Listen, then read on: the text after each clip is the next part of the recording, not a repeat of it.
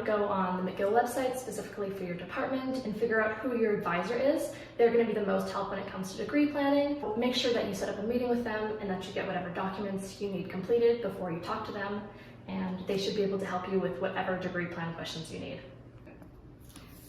Where do I access internships? So for accessing internships, I would definitely recommend going to the Arts Internship Office website or our internship database on the PSSA website. So those are going to be the best places for you to find information and resources on internships. But I would also definitely recommend doing a search on Workday, which is the McGill site for jobs at McGill campus. That's how I actually found my job, as well as asking around, talking to friends who've done internships, things like that. Sometimes older students will also have great information on that for you.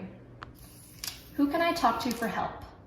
So for accessing help, I would definitely have to recommend the PSSA mentorship program. So that's been a great resource for lots of first-year students this year. So if you're a first year next year, I would definitely recommend signing up for that. We also have one for the upper years as well. You can always come to our office hours, especially if you have a question that pertains to any of our portfolios. You can always get help from us as well.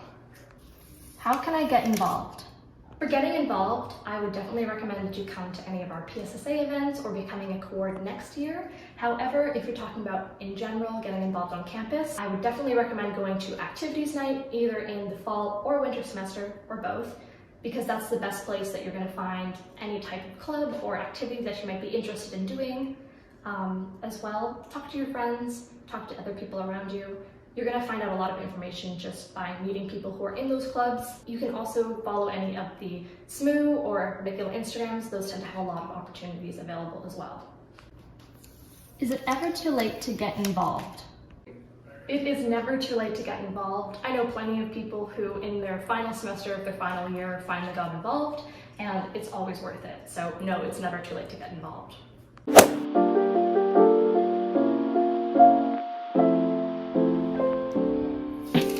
What is the study of political science? So, political science is the study of governments, public policies, and political processes, systems, and political behavior. But my personal favorite definition is that political science is the study of power. How do people leverage power, access power, or gain power?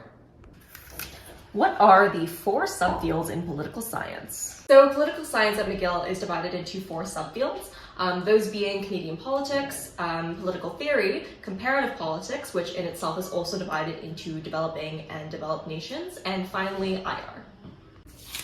What is democracy? So, like a lot of terms in social studies, the definition of democracy is pretty contested, but within political science, it's generally agreed upon that the necessary but insufficient conditions to make up a democracy are free, fair, and regular elections. What kind of careers can I pursue with a degree in political science?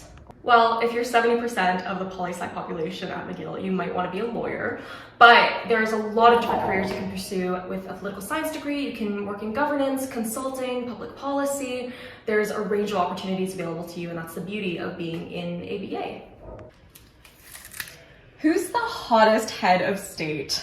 So I think she did recently retire, but my personal answer to this is Jessana Ardern. I love a girl boss, I love New Zealand, and she is a great leader and inspiration to any woman who wants to be in governance. And finally, what policy do you want to implement? PSSA already has some very good policies. We have our internship database, we have the mentorship program, but personally, I would love to see a policy that requires the PSSA office to be consistently stocked with Monaco cookies at every hour of every day for all of our constituents. I think you should definitely send me an email agreeing so that I can implement this before my term ends in a month.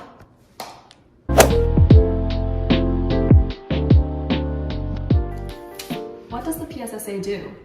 The PSSA serves, represents, defends, and advocates for all the needs and concerns of poli-sci students at large here at McGill. Whether you're a major, minor, joint honors, honor student, we are here to represent you. Who is in the PSSA? So the PSSA consists of 7 executive members, and under each portfolio we have coordinators. Those members are our president, VP internal, external, VP finance, VP communications, academic, and events. How can I get involved with the PSSA?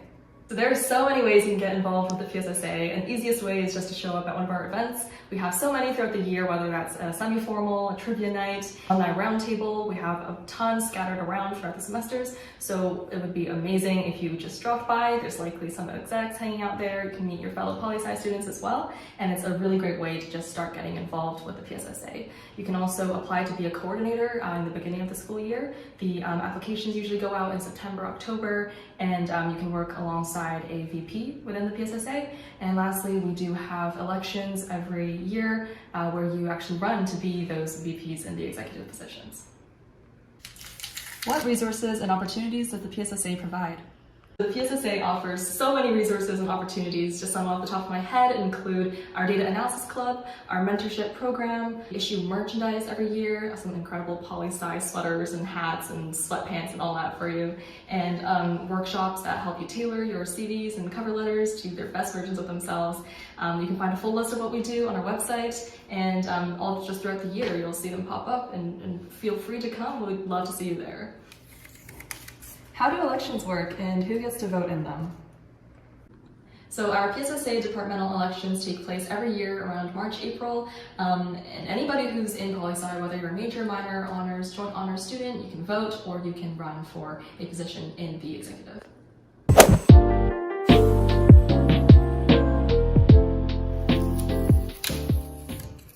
What is the difference between honors and joint honors? Honors major requires more credits, 54 as opposed to the regular 36.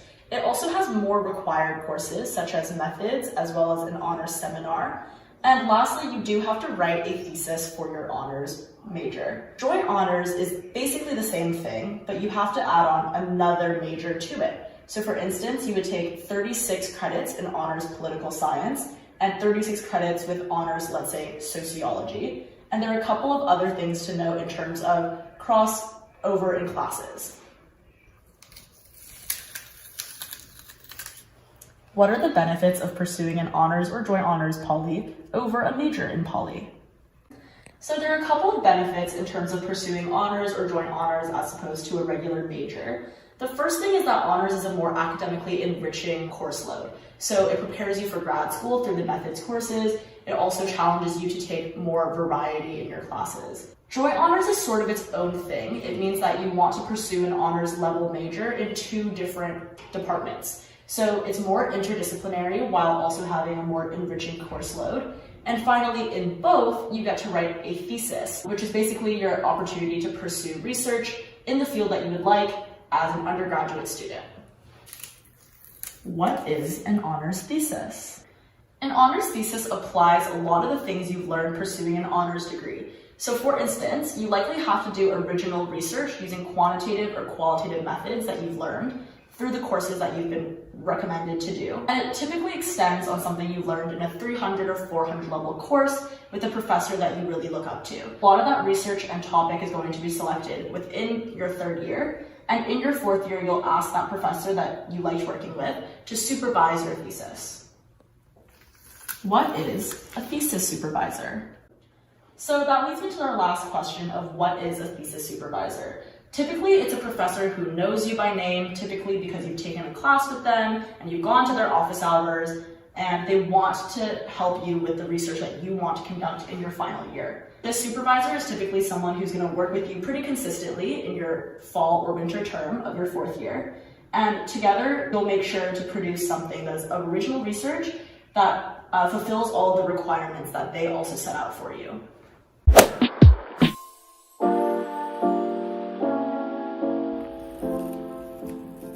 What's the best intro class to poli-sci? From my personal experience, I would say my favorite intro class so far would be Poly 227 because I'm currently taking it with Professor Duick, and he's a very engaging professor, and the content is actually very useful and interesting. Yeah, I'd also say 227 because I think the structure of the course is like super accessible, like it's easy to manage, and like if you're like, this is your first university class, that's kind of where you want to start to figure out your footing. For my personal experience, I really liked Poly 231, which is a poly theory class, and it's a really good introduction as to what political theory entails, and it's a really thorough explanation of each text that we read, and it's just like a really good introduction to understand what that part of political science entails. How could I meet other poly students?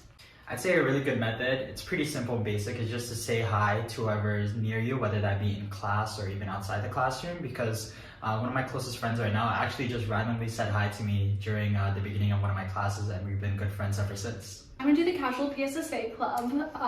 Plug, because it's just honestly a really good place to meet people. Like, I bet that everyone there is going to be in poly, and like, you can meet people who are also in the same classes as you, get help with that, and everyone there is there to meet people, so it's a good place to start talking. A third way is through conferences. I think with lectures, it's so hard to actually meet people and have a good conversation. But conferences, you know that they're in the same class as you, and it's just like a really easy way. Just talk to the person next to you about the class material or something like that, and then you can meet more poli-sci students.